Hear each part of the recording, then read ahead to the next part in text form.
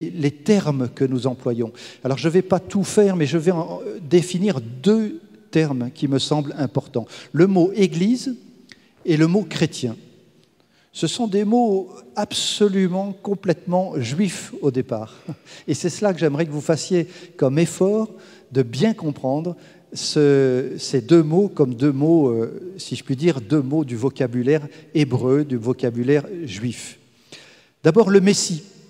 Le Messie, ça vient de l'hébreu Mashiach, qui a donné en français Messie, mais c'est exactement le synonyme, le même mot, le même sens que le mot Christ, qui lui vient du grec, Christos, et l'un et l'autre signifient qu'à l'époque, surtout dans l'Ancien Testament, on versait de l'huile sur la tête de celui que l'on consacrait à un service particulier, le roi, le prophète ou le prêtre.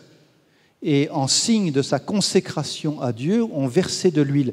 Et ce fait de verser de l'huile, en hébreu, ça se dit Messier, si vous voulez.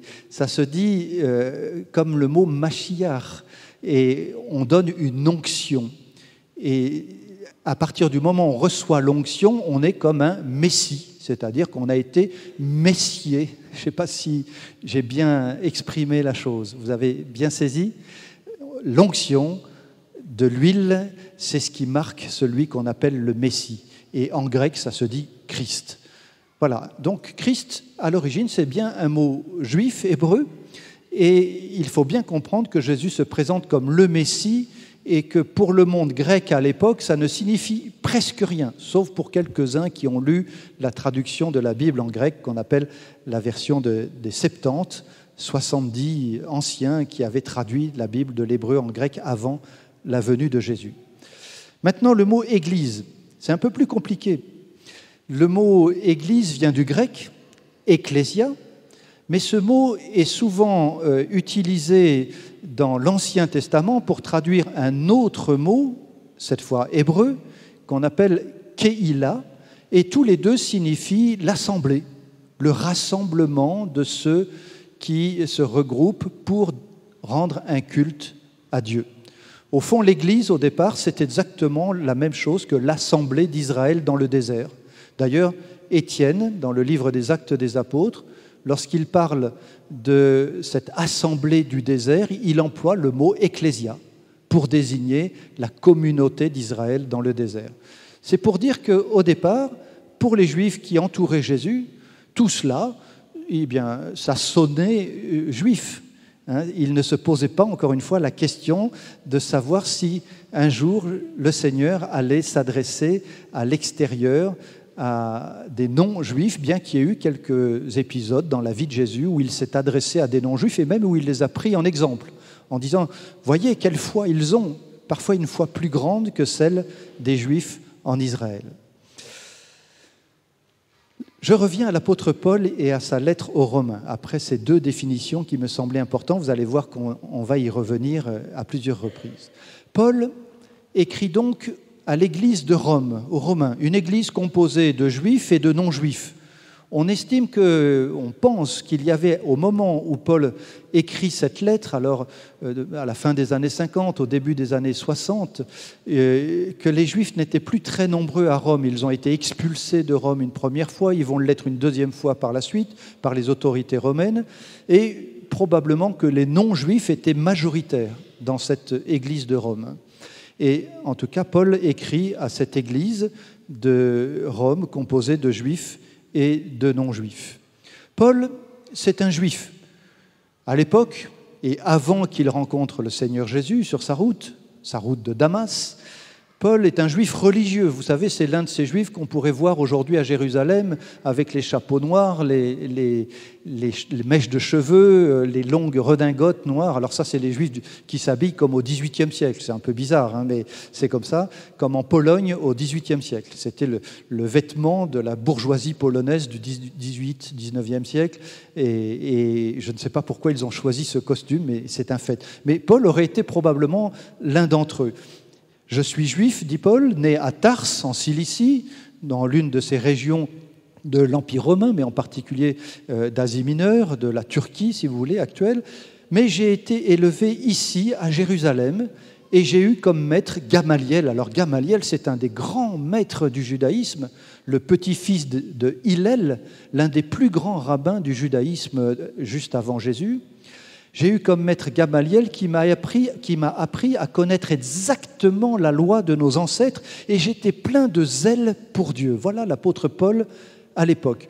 Et même Paul, pharisien, donc d'un parti très rigide, très rigoureux, qui veut suivre la loi à la lettre aussi parfaitement que possible. Et je crois que Paul est un juif sincère, il y met tout son cœur, toute sa vie, il veut servir Dieu de tout son cœur. J'ai vécu en pharisien selon le parti le plus rigide, le plus rigoureux de notre religion. Paul, c'est un homme convaincu, il le dit, je surpassais bien des frères juifs de mon âge dans la pratique de la religion juive, j'étais beaucoup plus zélé qu'eux pour les traditions de mes ancêtres, et Paul bascule dans ce qu'on pourrait appeler le fanatisme, l'extrémisme religieux, puisqu'il se met, au nom de sa foi au Dieu d'Israël, à persécuter jusqu'à la mort les Juifs qui ont cru ou reconnu en Jésus le Messie d'Israël. Vous imaginez ?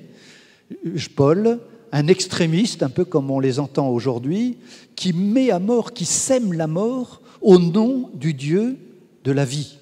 Il y a quelque chose de totalement incompatible. Et malheureusement, ça s'est répété tout au long de l'histoire, même, je dirais, de la part de ceux qui se prétendaient chrétiens, les croisés, les esclavagistes, les tortionnaires de toutes sortes, meurtriers, parfois au nom du Christ. On ne peut que s'indigner devant cela. Mais cela arrive encore aujourd'hui, vous le savez, avec tous les problèmes d'extrémisme dans l'islam et la violence, toujours au nom de Dieu. On ne peut pas répandre la mort au nom de Dieu, et en particulier lorsqu'on connaît le Messie. Et c'est ce que Paul va découvrir. J'avais pensé devoir m'opposer très activement au nom de Jésus de Nazareth. C'est ce que j'ai fait à Jérusalem, et j'ai moi-même enfermé dans les prisons beaucoup de saints, c'est-à-dire beaucoup de chrétiens. Et souvent, dans toutes les synagogues, pour les punir, je les forçais à blasphémer. Vous avez imaginé cette situation de l'apôtre Paul ? Un violent, un homme convaincu mais violent. Dans l'excès de ma fureur contre eux, je les persécutais même jusque dans les villes étrangères. Et puis, on se souvient que l'apôtre Paul, sur sa route justement vers une ville étrangère, à Damas, en Syrie, et l'apôtre Paul a été témoin d'une révélation extraordinaire. Il a vu de ses yeux et entendu de ses oreilles le Seigneur Jésus lui-même. J'approchais de Damas quand soudain, vers midi, une grande lumière venant du ciel resplendit autour de moi. Je tombai par terre de son cheval et j'entendis une voix. « Saul, Saul, pourquoi me persécutes-tu ? Qui es-tu, Seigneur ? Répondis-je. Je suis Jésus de Nazareth que tu persécutes. Paul persécutait Jésus à travers les chrétiens qu'il forçait à blasphémer, qu'il mettait en prison ou éventuellement qu'il allait jusqu'à mettre à mort. Et Paul tombe aveugle, vous en souvenez, et pendant 3 jours, il médite certainement sur tout cela. Il ne mange ni ne boit probablement, et il prie, et il comprend. Il comprend à ce moment-là que le Seigneur l'a arrêté sur sa route, et lui, juif, j'allais dire jusqu'au bout des ongles, comprend que Jésus est le Messie et le Seigneur, le Fils de Dieu qui s'est fait homme, qui est mort sur la croix, qui est revenu 3 jours après sa mort à la vie. Et l'apôtre Paul a dû saisir quelque chose de particulier parce qu'il est resté lui-même 3 jours là dans cet aveuglement avant de retrouver en quelque sorte la vue. Et l'apôtre Paul entend enfin l'appel de Dieu. Le Dieu de nos ancêtres t'a choisi. Tu dois être son témoin pour annoncer à tous les hommes ce que tu as vu et entendu, c'est-à-dire vu Jésus et entendu Jésus. Il est témoin et même apôtre, puisqu'il a vu lui-même le Seigneur. C'est la définition de l'apôtre. Il faut que l'apôtre ait vécu en quelque sorte avec Jésus. Alors, Paul, ça a été pour un très court instant, mais qui a suffi et qui a suffi pour bouleverser toute sa vie et pour l'envoyer être témoin dans ce monde auprès de tous les hommes. Les Juifs d'abord, l'apôtre Paul ne l'oublie jamais, quand il va annoncer l'Évangile, il commence toujours par la synagogue et ensuite il se tourne vers les non-juifs. À chaque sabbat, Paul prenait la parole dans la synagogue, il cherchait à convaincre aussi bien les Juifs que les Grecs.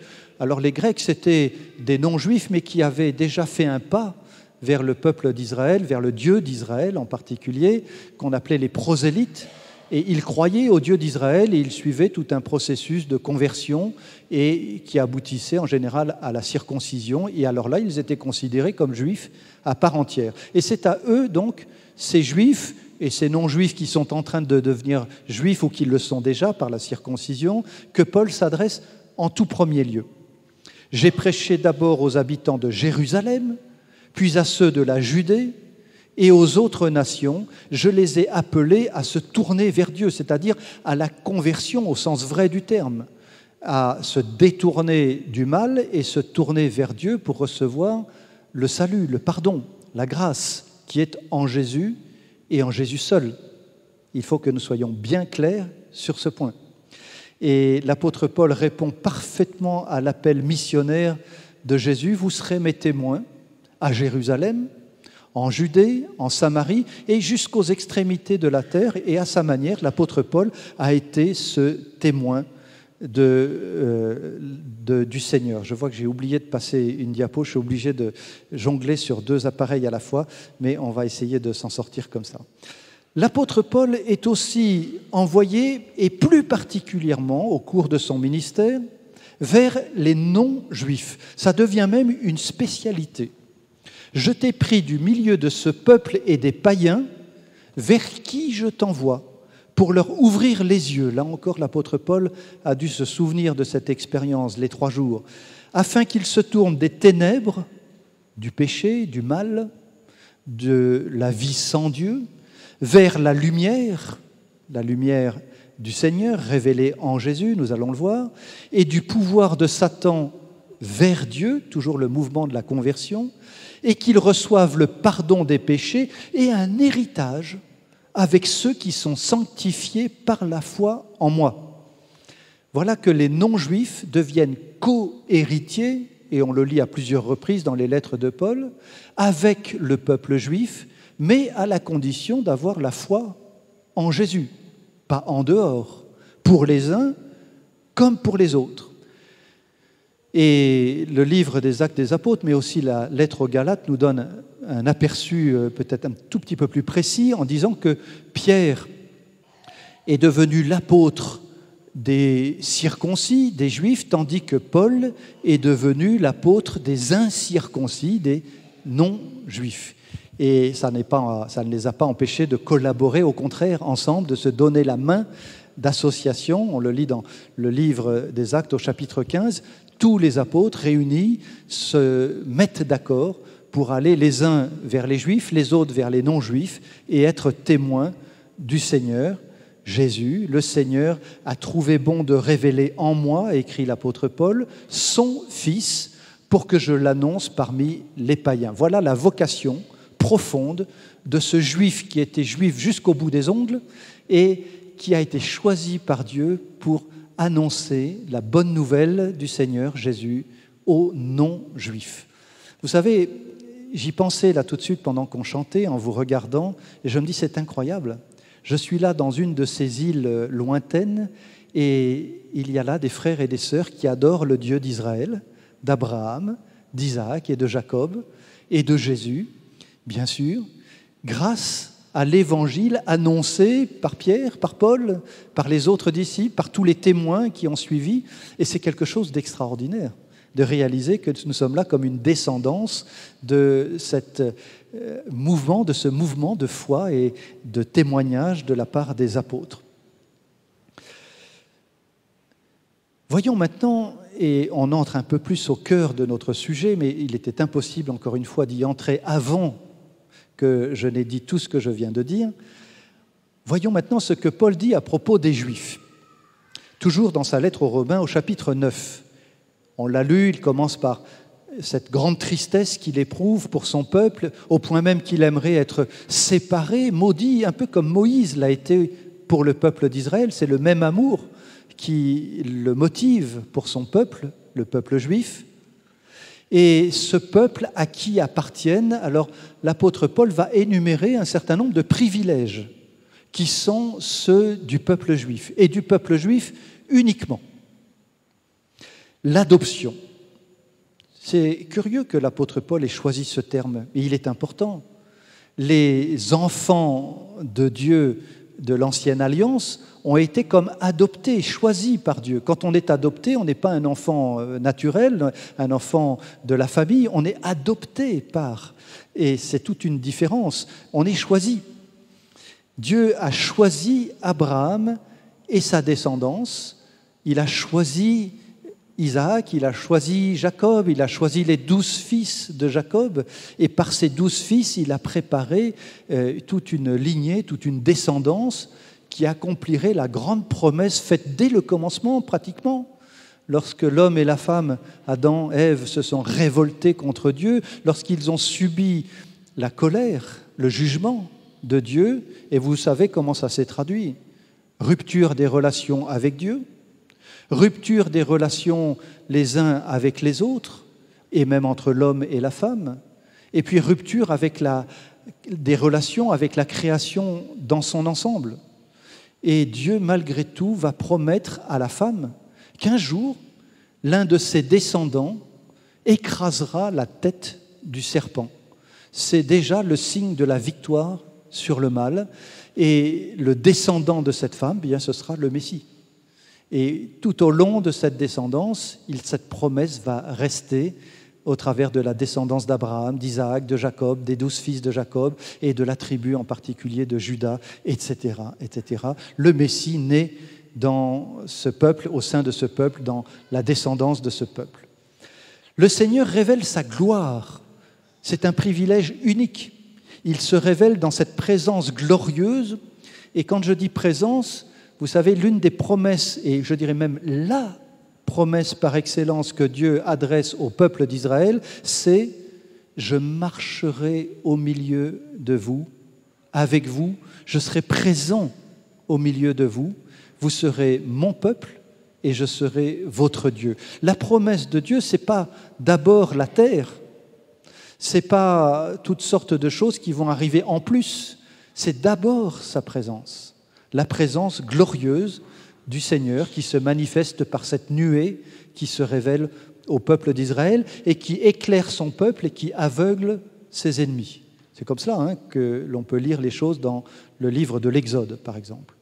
Les alliances, et il y a plusieurs alliances dans la Bible. Il y a l'alliance avec Abraham, il y a l'alliance avec Moïse et le peuple d'Israël. Mais dans chaque alliance, alors une alliance, c'est un contrat.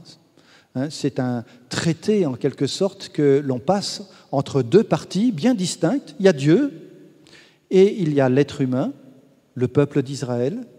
Et on ne peut pas confondre les deux. Ils sont l'un et l'autre, ils se font vis-à-vis, si vous voulez, mais ils passent comme un marché, une alliance. Et c'est le Seigneur qui est, bien sûr, celui qui a l'initiative de cette alliance. C'est lui le Seigneur. Nous ne sommes que les hommes et les femmes, ou du temps d'Abraham, ou de Moïse, ou d'Israël, qui acceptent cette alliance. Mais ce n'est pas nous qui la proposons, c'est Dieu qui propose cette alliance. Et cette alliance, elle a toujours plusieurs éléments qu'on retrouve systématiquement. Quand Dieu parle de l'alliance, il y a toujours une promesse, toujours. Tu seras le père d'une grande nation, d'une foule de nations, dit Dieu à Abraham, une descendance telle qu'on ne pourra pas la compter, elle sera comme le nombre d'étoiles dans le ciel ou de grains de sable sur la plage près de la mer. Une promesse faite à Moïse et au peuple d'Israël d'entrer dans un pays, on en a parlé ce matin, de vignes et de figuiers, un beau jardin dans lequel il pourra résider, mais bien plus que cela, promesse encore une fois de sa présence. Mais il y a aussi la volonté de Dieu qui est révélée en même temps dans l'Alliance. Dieu révèle toujours sa volonté en passant ce contrat. Dans le Jardin d'Éden, c'est « tu ne toucheras pas à cet arbre ». Avec Abraham, c'est « fais-moi confiance ». Et puis, il y a un certain nombre de lois, d'ailleurs, qui sont données déjà à Abraham. Avec le peuple d'Israël, c'est la loi, bien évidemment, qui révèle la volonté de Dieu à son peuple. Et la loi, elle va montrer que justement, le peuple d'Israël n'est pas capable de la mettre en tout temps et de toute manière en pratique au point de plaire à Dieu, d'être parfaitement juste devant Dieu. Mais j'anticipe, nous allons le revoir dans quelques instants. La loi, et puis comme on n'est pas capable de mettre la loi en pratique, Dieu donne aussi le remède. Ça, j'aime beaucoup, que Dieu montre sa volonté, le Dieu saint, juste, qui ne tient pas le coupable pour innocent, c'est ce qu'il révèle à Moïse, mais qui fait grâce jusqu'à 1000 générations. Je trouve ça là aussi extraordinaire. Hein. Il punit jusqu'à 3 générations, mais il fait grâce jusqu'à 1000 générations. Vous voyez la disproportion. Dieu est juste, mais il nous aime encore davantage, il reste prêt à pardonner, mais pas à n'importe quel prix, au prix du sacrifice. Et lorsque Dieu passe une alliance, que ce soit avec Abraham, avec Moïse, avec son peuple, il y a toujours un sacrifice qui est offert pour le pardon du péché, toujours.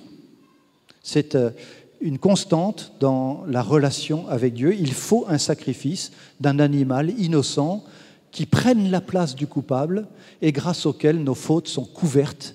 Et c'est cela qui nous permet de revenir à la présence de Dieu, le sacrifice. Et puis enfin, toute cette alliance n'aurait aucun sens si elle n'était pas acceptée par le peuple d'Israël avec confiance. Il faut la foi.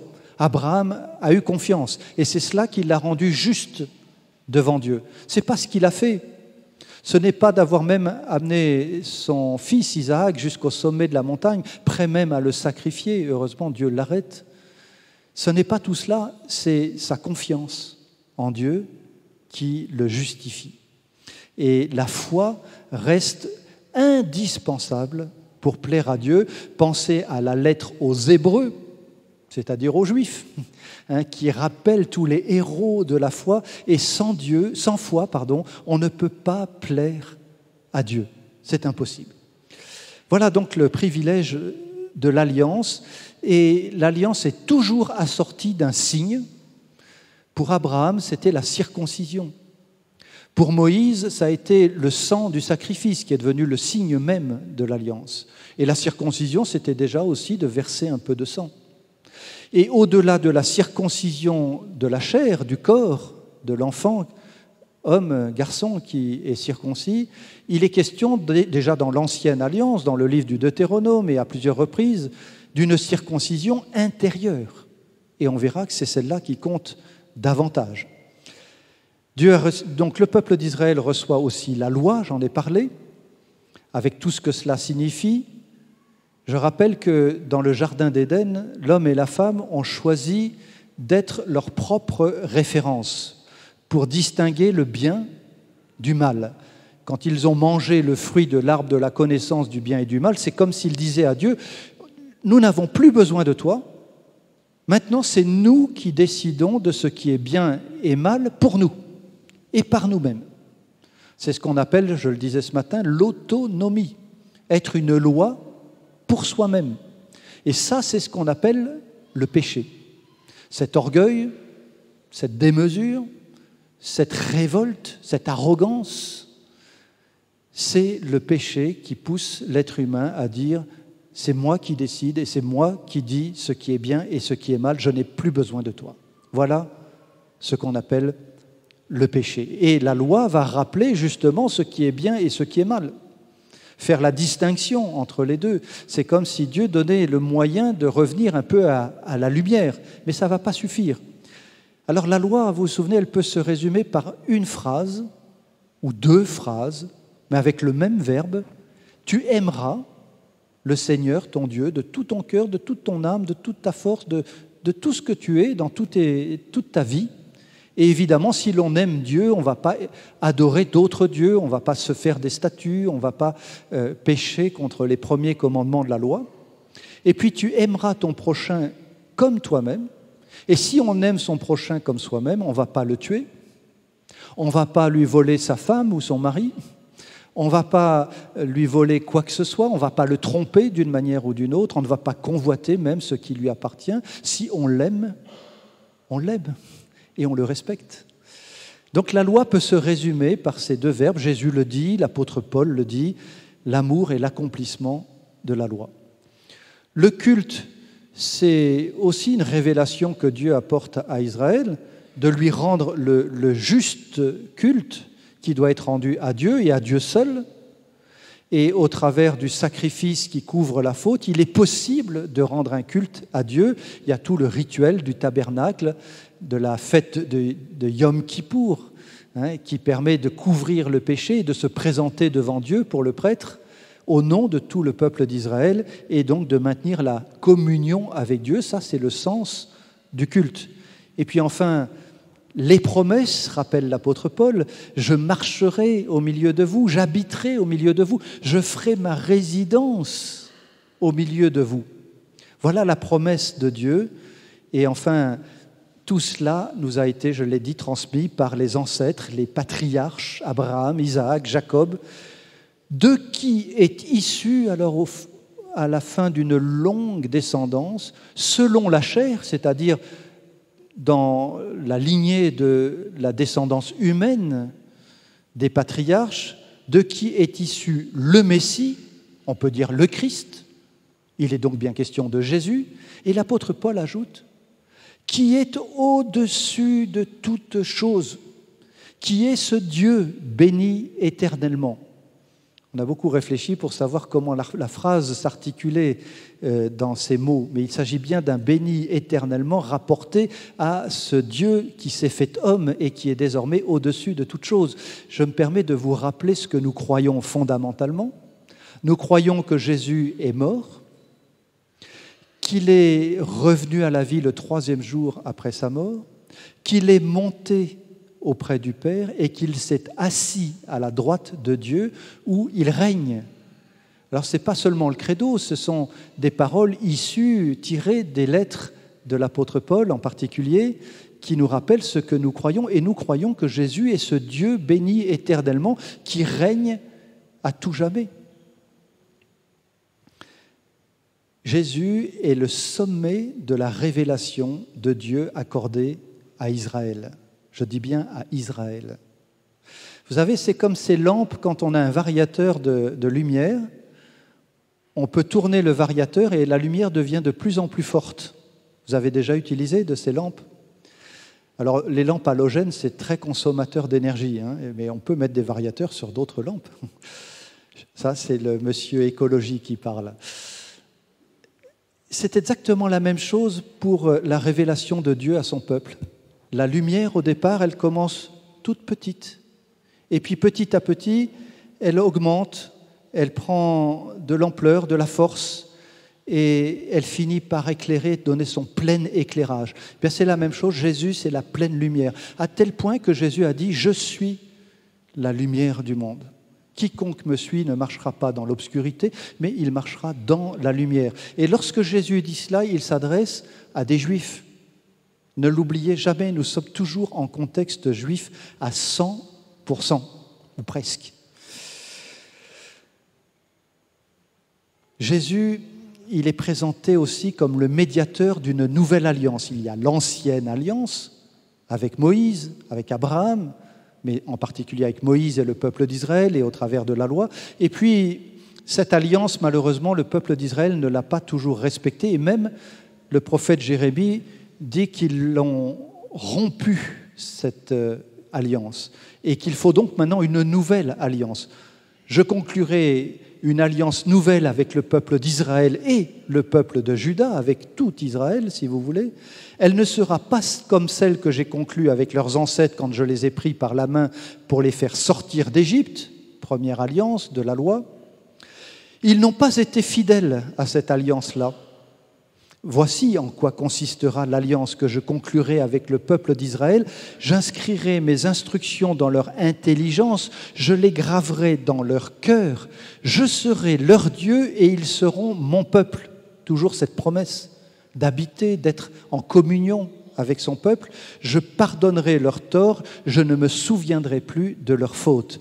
Et l'auteur de la lettre aux Hébreux, la lettre aux Juifs, dit qu'en parlant d'une alliance nouvelle, Dieu a rendu ancienne la première.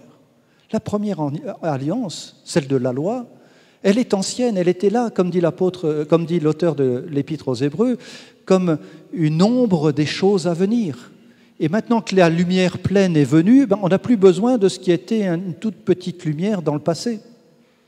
Maintenant, nous avons la pleine lumière en Jésus, et donc celui qui a inauguré par son corps et son sang donné et versé pour nous, il a inauguré la nouvelle alliance en son corps et en son sang, et c'est cette alliance qui demeure pour l'éternité, pour le peuple juif, et puis aussi pour les non-juifs.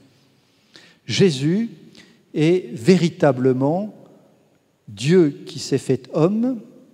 J'ai un petit problème de transmission de choses là. Comment ça se fait? Ça passe pas. Tu peux passer à la main?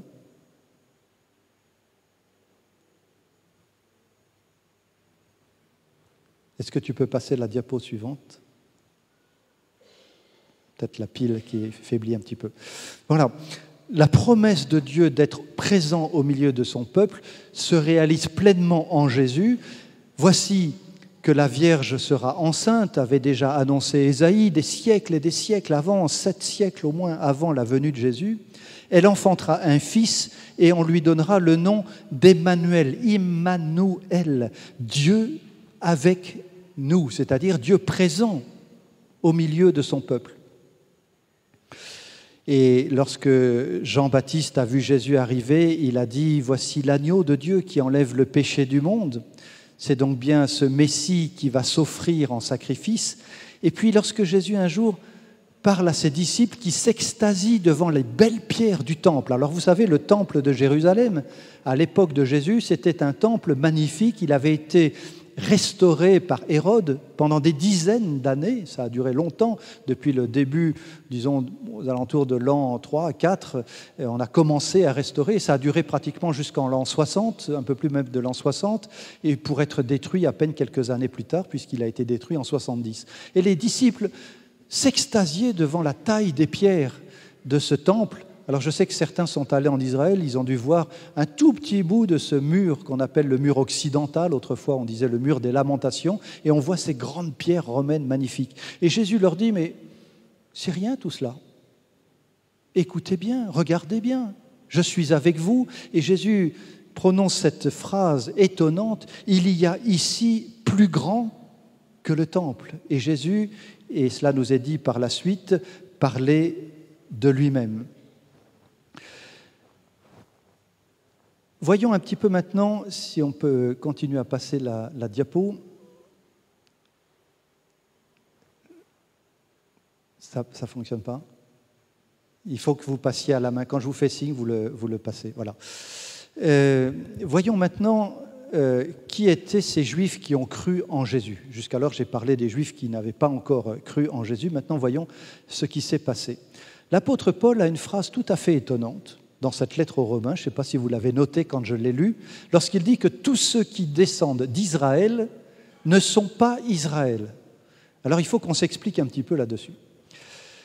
À l'époque de Jésus et après sa résurrection, après son retour auprès du Père dans la gloire, les Juifs ont entendu l'Évangile le jour de la Pentecôte. Ils étaient 3000 à croire que Jésus était le Messie. Et puis le livre des Actes des Apôtres nous parle de 5000, et après il emploie le mot de myriade, c'est-à-dire au moins 10 000, et peut-être même plusieurs dizaines de milliers de Juifs à Jérusalem, dont il nous est dit des Sadducéens, probablement des pharisiens, y compris des responsables du peuple juif, et certainement beaucoup de Juifs de toutes conditions, qui ont cru, qui ont reconnu en Jésus le Messie d'Israël. Et l'apôtre Paul dit qu'il a été appelé et que tous ces Juifs ont été appelés d'entre les Juifs. C'est-à-dire que Dieu va faire une distinction entre les Juifs dans son ensemble, dans leur ensemble, et les Juifs qui croient en Jésus. Ils sont appelés d'entre les Juifs. Il y a une sélection, en quelque sorte, qui s'opère au sein du peuple juif.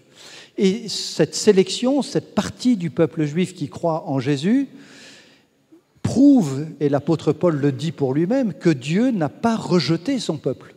Dieu n'a pas rejeté son peuple puisqu'il y a toujours des Juifs qui croient que Jésus, et heureusement des Juifs ont cru que Jésus était le Messie. Mais il forme, dit Paul, un reste.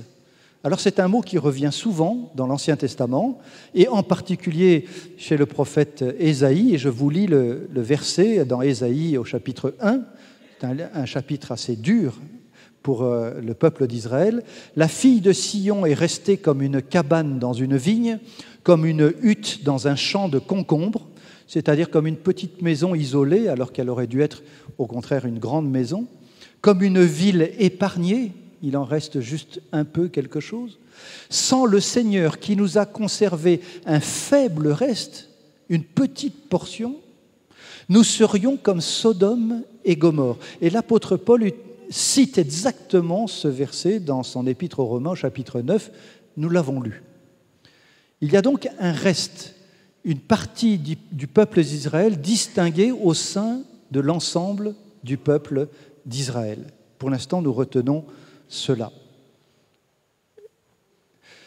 L'apôtre Paul dit ailleurs et à plusieurs reprises aussi dans l'Épître aux Romains, mais là encore il va s'inspirer de l'Ancien Testament, le juif, ce n'est pas celui qui en a les apparences, ce qui est visible dans son corps, notamment la circoncision, ce n'est pas celle qui est apparente dans la chair, mais le juif, c'est celui qui l'est intérieurement. Nouvelle alliance, j'écrirai ma loi, je l'inscrirai dans vos cœurs. Et la circoncision, c'est celle du cœur, selon l'esprit, et non selon la lettre. La louange de ce juif ne vient pas des hommes, mais de Dieu. Or, pour être circoncis intérieurement, il n'y a pas d'autre solution que de croire en Jésus. On ne peut pas recevoir l'Esprit de Dieu qui circoncie le cœur sans placer auparavant sa foi en Jésus. Relisez tout le Nouveau Testament, c'est absolument clair et indubitable. Il n'y a pas d'autre solution. Et puis, il y a des Juifs donc qui n'ont pas cru en Jésus, le Messie, déjà du temps de l'apôtre Paul. Ils se divisent en plusieurs parties, les pharisiens, les sadducéens, les zélotes, un peu des terroristes, quelque part, les esséniens, qui eux étaient plutôt les pacifistes. Il y a toutes sortes de mouvements religieux et non plus ou moins religieux déjà à l'époque, parmi les Juifs. Et parmi tous ces gens, il y a des gens comme l'apôtre Paul, avant qu'il rencontre Jésus. Je leur rends ce témoignage, ils ont du zèle pour Dieu. Ils aiment, ils cherchent à aimer Dieu, à lui plaire. Mais ils n'ont pas de connaissance, ils ne connaissent pas vraiment ce Dieu. Ils ignorent la justice de Dieu. Ils cherchent à établir leur propre justice et ils ne se sont pas soumis à la justice de Dieu. C'est-à-dire qu'ils espèrent plaire à Dieu en accomplissant par eux-mêmes toutes les lois de la Torah, de la loi donnée par Dieu à Moïse. Et ça donne parfois des choses étonnantes. Vous savez comment dit Jésus à propos du sabbat? C'est le sabbat qui est fait pour l'homme, mais pas l'homme pour le sabbat. Là, on renverse les choses. Et parfois, quand on va en Israël ou quand on connaît bien la communauté juive, on a un petit peu cette impression. Vous savez qu'en Israël, le jour du sabbat, par exemple, les ascenseurs marchent automatiquement et ils s'arrêtent à chaque étage automatiquement. Pourquoi? Parce qu'il ne faut pas faire de feu. Oui, mais quel rapport? Ben oui, quand vous appuyez sur le petit bouton là, pour aller au 2e, au 3e, 5e, 10e étage, ben vous provoquez une petite liaison électrique qui s'apparente au feu. C'est un travail interdit le jour du sabbat. Et voilà comment on peut extrapoler. Et Jésus a repris les Juifs de son époque en leur disant « Mais vous payez la dîme de ceci, vous faites cela, vous allez jusque dans le moindre détail, vous coupez les cheveux en 4 et vous oubliez d'assister, de porter assistance à vos vieux parents qui, eux, ont besoin de vous. » Je traduis un petit peu à la façon moderne, mais c'est cela, l'esprit de ce que Jésus reproche aux pharisiens, précisément. Ils ne se sont pas soumis à la justice de Dieu, et la justice de Dieu a été révélée en Jésus-Christ une fois pour toutes. Il n'y a pas deux régimes, un pour Israël et un pour d'autres. C'est valable pour tous les hommes et les femmes de ce monde. Jésus a pleuré sur Jérusalem. Quand il a regardé Jérusalem, il lui a dit, en quelque sorte, « Si seulement tu comprenais, toi aussi, en ce jour, comment trouver la paix. » Jésus n'était pas dupe, on allait l'accueillir avec des acclamations extraordinaires. Hosanna, vous savez ce que ça signifie, Hosanna? Oshiana. En fait, c'est encore de l'hébreu et de l'araméen. Ça signifie « Sauve-nous, s'il te plaît, de grâce. Sauve-nous ».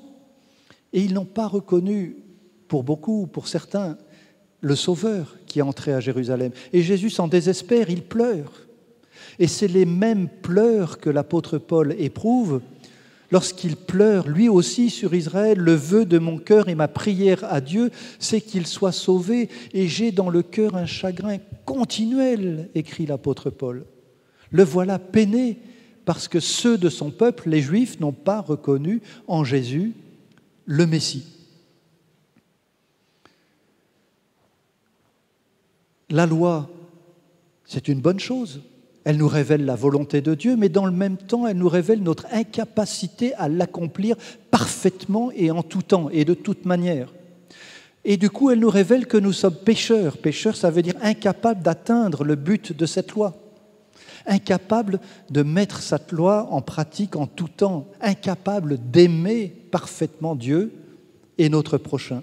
Et c'est pour cette raison que la loi est comme un moyen pédagogique, dit l'apôtre Paul, pour nous faire prendre conscience que nous avons besoin d'un sauveur, puisque nous n'arrivons pas à accomplir cette loi. Et c'est le message que les disciples de Jésus, les apôtres, vont faire entendre au peuple juif. C'est par exemple la prédication de Pierre à Jérusalem, que toute la maison d'Israël sache avec certitude que Dieu a fait Seigneur et Messie, ce Jésus. Le salut ne se trouve en aucun autre. Il n'y a sous le ciel aucun autre nom donné parmi les hommes par lequel nous devions être sauvés. Est-ce que cela est bien clair? Il n'y a aucun autre nom. Jésus est le seul moyen donné. Évidemment, c'est le meilleur. C'est pour cela qu'il n'y en a pas d'autre. C'est Dieu lui-même qui est venu dans ce monde. C'est Dieu lui-même qui a comme accompli la loi à notre place parfaitement parce qu'il a aimé son Père comme nul autre n'a pu le faire. Et il a aimé son prochain et chacun d'entre nous comme nul autre n'a pu le faire. Jésus est l'accomplissement parfait de la loi de Dieu à notre place, encore une fois. Il n'y a pas d'autre nom par lequel nous puissions être sauvés. Nous continuons, ça va? Vous suivez? J'essaye de tenir à peu près les horaires. On devrait tenir un petit peu plus peut-être que cette première heure, mais à peine. Je pense que nous sommes dans les temps. Et on continue dans notre réflexion. Vous savez, on dit les Juifs et les non-Juifs sont très différents. C'est deux peuples complètement différents. Il y a les Juifs d'un côté, il y a les non-Juifs de l'autre. C'est vrai. Les Juifs ne sont pas les non-Juifs et les non-Juifs ne sont pas les Juifs. Mais on va voir tout de même que ça n'est pas entièrement vrai. D'abord, les Juifs et les non-Juifs ont la même attitude quelque part devant Dieu. D'ailleurs, ils sont jugés comme responsables les uns et les autres de la mort de Jésus sur la croix. Quand vous relirez le livre des Actes des Apôtres au chapitre 2 et au chapitre 4, vous vous rappellerez par exemple que Hérode, le représentant des Juifs politiques, et Ponce Pilate, le représentant politique des non-juifs, se sont mis d'accord pour faire mourir ensemble le prince de la paix. Et on peut dire qu'au travers de ces deux chefs, tous les juifs et tous les non-juifs ont été quelque part représentés. Et finalement, on n'est pas si différents les uns des autres de ce point de vue-là. Les uns et les autres sont appelés au salut. L'apôtre Paul le dit, l'Évangile, c'est une bonne nouvelle pour le juif. Premièrement, c'est lui qui est aux premières loges, qui peut comprendre, puisqu'il a la loi, il a tout cela, il a toute la révélation. Il est le mieux placé pour comprendre que Jésus est le Messie. Et la bonne nouvelle est pour le juif premièrement, mais aussi pour le grec, c'est-à-dire le non-juif. Et l'Évangile est bien évidemment pour les uns et pour les autres. Et les uns et les autres peuvent croire en Jésus ou refuser de croire en Jésus. Il y a eu des persécutions à Jérusalem, l'apôtre Paul a été l'un de ces persécuteurs, mais parmi les non-juifs de l'Empire romain, en Asie mineure, en Macédoine, en Grèce, à Rome, les chrétiens ont aussi été persécutés par les non-juifs. Les réactions étaient les mêmes, que ce soit parmi les juifs comme parmi les non-juifs. Les uns et les autres ont persécuté ceux qui ont cru en Jésus.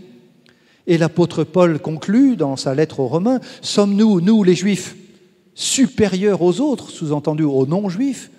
Pas du tout. J'ai déjà démontré que tous, et là il faut relire Romains 3, Romains 4, Romains 5, Romains 6, puisque l'apôtre Paul le dit à plusieurs reprises, j'ai déjà démontré que tous, juifs et non-juifs, sont également sous la domination du péché. Et l'apôtre Paul en parle comme d'un esclavage dont on ne peut pas se défaire soi-même. Il faut être libéré par plus fort que soi, c'est-à-dire par le Seigneur. Il n'y a pas de différence entre les juifs et les non-juifs. C'est une phrase qu'il faut mettre là en valeur. Il n'y a pas de différence entre les juifs et les non-juifs. Ils ont tous le même Seigneur qui accorde ses biens à tous ceux qui font appel à lui. Quiconque fera appel au Seigneur sera sauvé. C'est une des citations encore de l'apôtre Paul qu'il prend dans l'Ancien Testament, car Dieu a enfermé tous les hommes, les juifs comme les non-juifs, dans la désobéissance pour faire miséricorde à tous ceux qui croient, les juifs comme les non-juifs. Il n'y a qu'un seul Dieu. Il va rendre juste à ses yeux les juifs par la foi en Jésus, bien sûr, et les non-juifs également par la foi. Voilà qui est clair. Et nous continuons donc notre réflexion, cette fois-ci en parlant des non-juifs. Et je vais lire cet épître aux Éphésiens, le chapitre 2, en plusieurs lectures. Et je commence par ces premiers versets. Rappelez-vous, à partir du verset 11, Éphésiens 2, « Rappelez-vous de ce que vous étiez autrefois, vous, ici, en Guadeloupe et ailleurs. Vous n'étiez pas juifs de naissance. Les juifs vous traitent d'incirconcis alors qu'ils s'appellent eux-mêmes circoncis. Eh bien, en ce temps-là, vous étiez loin du Christ, loin de la lumière. Vous étiez étrangers. Vous n'apparteniez pas au peuple de Dieu. Vous étiez exclus des alliances fondées sur la promesse divine. Vous viviez dans le monde sans espérance et sans Dieu. » C'est la liste exactement inverse de celle des privilèges du peuple juif. Non-juif de naissance, incirconcis, étranger au peuple de Dieu et aux alliances, sans promesse, sans espérance, sans Christ, sans Dieu. On ne peut pas être plus clair. Les non-juifs n'ont rien. Ils arrivent les mains vides, tandis que les peuples juifs ont une longue histoire avec plein de privilèges, la loi, les patriarches, les alliances, les promesses, etc., tout ce que nous avons vu. Mais l'apôtre Paul ne s'arrête pas là.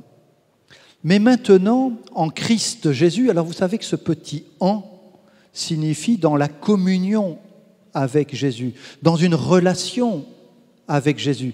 Parfois, on me dit « Ah, je ne crois pas ta religion ». Moi, je dis tout de suite, ce n'est pas une religion dont je parle. Je crois en un Dieu avec qui je suis en communion, c'est tout autre chose. Avec une relation profonde d'un enfant avec son Père. On n'est pas là dans l'ordre de la religion. Et c'est cela, être en Jésus-Christ. C'est d'être dans cette relation avec Dieu par Jésus, dans la foi, la confiance que nous avons placée en Jésus qui nous a rachetés. Et c'est ce que l'apôtre Paul dit.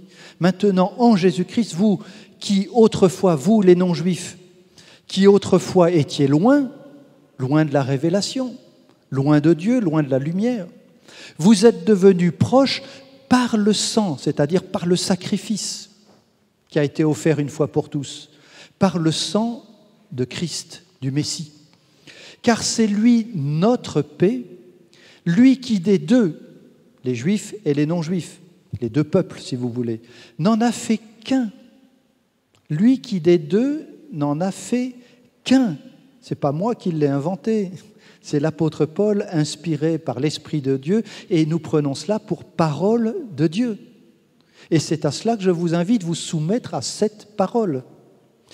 Il n'en a fait qu'un en détruisant le mur de séparation, l'inimitié, on pourrait dire la haine qui existait entre les deux, pour les réconcilier avec Dieu tous les deux en un seul corps par sa croix, c'est-à-dire par sa mort sur la croix. Il est venu annoncer comme une bonne nouvelle l'évangile. C'est cela que signifie le mot grec évangile, bonne nouvelle. La paix à vous qui étiez loin, les non-juifs, et la paix à ceux qui étaient proches, les juifs, car par lui, par Jésus, le Messie, nous avons les uns et les autres accès auprès du Père dans un même esprit. On ne peut pas être plus clair.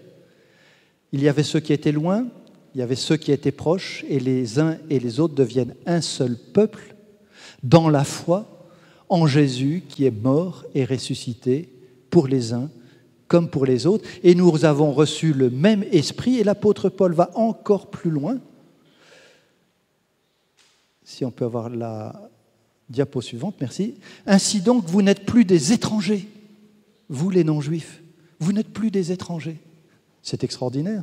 Vous avez réalisé cela, ce privilège? Vous n'êtes plus des étrangers, mais vous êtes concitoyens des saints, c'est-à-dire citoyens avec les Juifs qui ont cru en Jésus, bien sûr, membres de la famille de Dieu, édifiés sur le fondement des apôtres et des prophètes. Jésus lui-même est la pierre de l'angle. En lui, tout l'édifice, c'est-à-dire le temple, bien coordonné, s'élève pour être un temple saint. Vous aussi, vous êtes édifiés ensemble pour être une habitation de Dieu en esprit. Nous formons un même corps, une même famille et un même temple.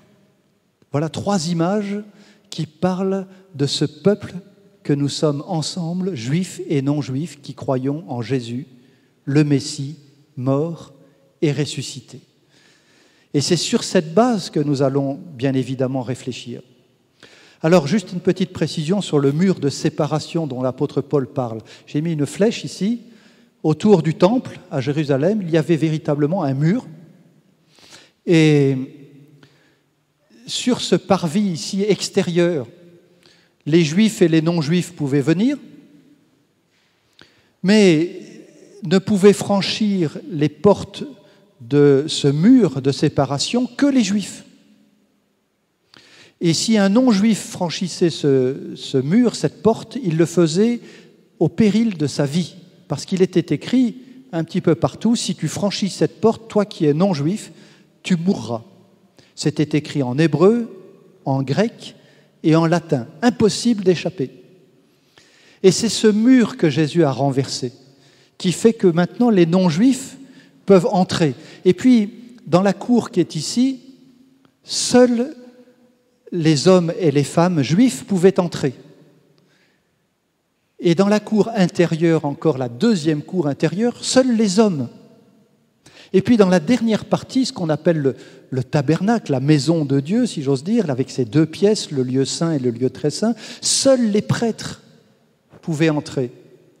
Et maintenant, Paul va dire, il n'y a plus ni juifs, ni grecs, non juifs, ni hommes, ni femmes, ni esclaves, ni libres. Nous sommes tous un en Jésus-Christ. Jésus a renversé le mur. Ça ne veut pas dire qu'il n'y a plus de juifs et de non-juifs. Ça ne veut pas dire qu'il n'y a plus d'hommes et de femmes. Ça ne veut pas dire que tout le monde a le même métier et la même situation dans cette société. Je traduis de façon un peu plus contemporaine. Mais ça veut dire que nous sommes tous un. Une famille, un corps, un temple dans notre foi en Jésus. Voilà l'image un petit peu grossie du mur de séparation avec la diapo suivante. Je continue encore. Le temple de Jérusalem du temps de Jésus existait encore dans son ensemble et il a été détruit ensuite par Titus, le général romain, en 70 après Jésus, donc très peu de temps après la lettre de Paul, à une époque peut-être où personne n'avait imaginé un tel cataclysme. Et il ne reste de ce temple qu'une toute petite partie du mur romain qu'on appelle le mur occidental, autrefois le mur des Lamentations. Et vous savez comment c'est aujourd'hui, avec cette mosquée au-dessus, il ne reste que ce petit bout de mur de l'ancien temple. Le temple a été détruit. Et je pense que ça n'est pas pour rien que le temple a été détruit.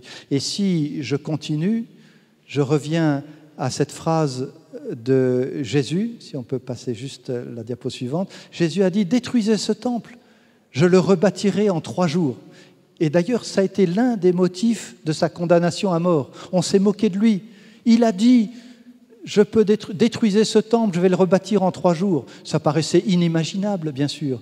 Mais Jean, dans son évangile, dit « Il parlait du temple de son corps ». Et là, tout s'éclaire. Le temple, bien sûr, c'est Jésus lui-même.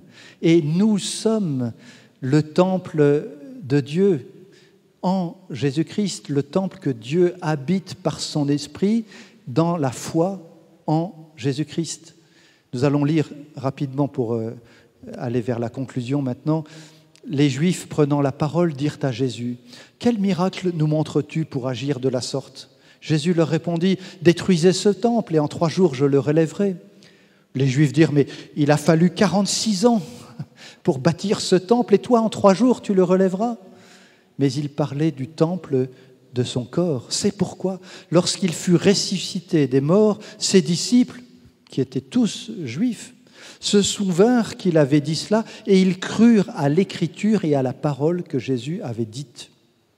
Jésus et ce temple, nous sommes le temple de Dieu. Ça, c'est une vieille photo de l'église d'il y a peut-être plus de 25 ans, de l'église dont je suis pasteur. Et tous ces gens-là ont vieilli, grandi et autres. Mais souvent, j'ai montré cette diapo. Vous êtes le temple de Dieu. Nous sommes toutes les églises qui se réunissent au nom de leur foi en Jésus-Christ sont le temple que Dieu habite. Et c'est là la promesse de Dieu. J'habiterai au milieu de mon peuple où il se trouve des Juifs et des non-Juifs qui croient en Jésus. Je termine par là avec une question. Au fond, est-ce que les non-juifs ne seraient pas un peu juifs sous cet angle-là?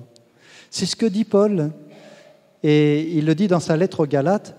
Vous tous, vous êtes fils de Dieu par la foi en Jésus, le Messie.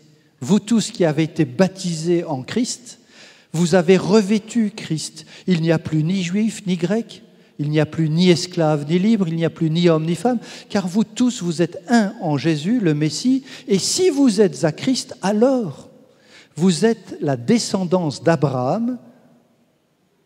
Vous avez bien entendu, hein? C'est plus la couleur, c'est plus la nationalité, c'est plus la langue, c'est plus d'être un homme ou une femme.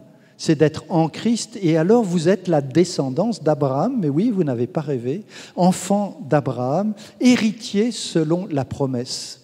Et l'apôtre Paul cite un texte du prophète Osée au chapitre 2, « Le peuple qui n'était pas le mien, les non-juifs, je l'appellerai mon peuple, et la nation que je n'aimais pas, je l'appellerai ma bien-aimée. » J'aime beaucoup, comme vous dites très souvent, mes bien-aimés. Vous nommez vous-même comme cela, les bien-aimés. Eh bien, c'est ce que nous sommes effectivement pour le Seigneur. Et là où on leur avait dit « Vous n'êtes pas mon peuple », là même, ils seront appelés « fils du Dieu vivant ». Voilà le privilège que nous avons.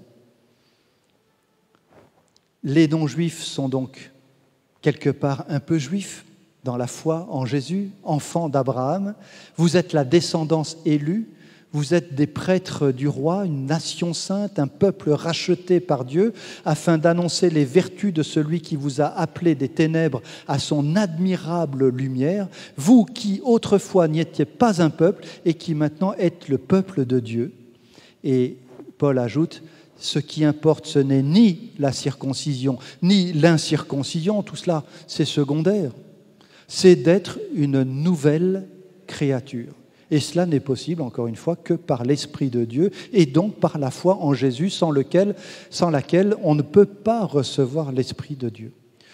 Je voulais poser tous ces jalons Et nous redémarrerons demain soir à partir de là pour aller plus loin. Et j'entends bien votre question et vos attentes.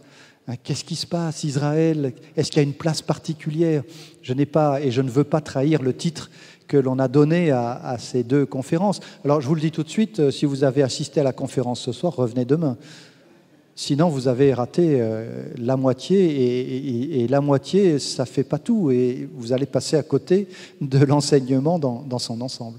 En tout cas, nous repartirons demain de ce corps que nous fermons ensemble, les Juifs et les non-Juifs, mais je m'arrête là pour ne pas prolonger trop cette longue heure un peu pleine que j'ai prise pour ce temps d'explication sur Israël et les non-Juifs. Merci pour votre attention.